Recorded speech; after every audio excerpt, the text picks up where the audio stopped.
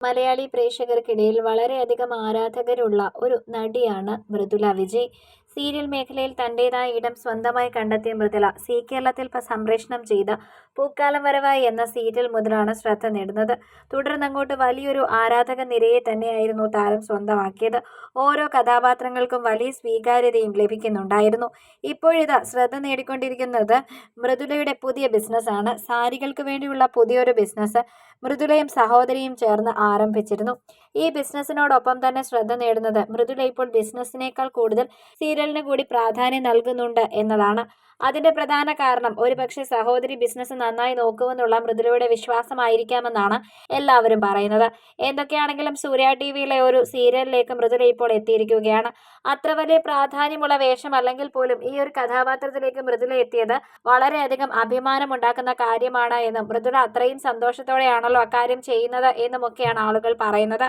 വലിയ സന്തോഷം തോന്നുന്നു, മൃദുലയുടെ ഈ ഒരു രീതി നന്നായിരിക്കുന്നു എന്നൊക്കെ നിരവധി ആളുകൾ പറയുകയും ചെയ്യുന്നുണ്ട്.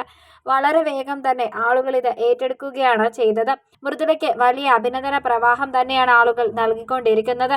തീർച്ചയായും ഇത് നല്ല രീതിയാണ്.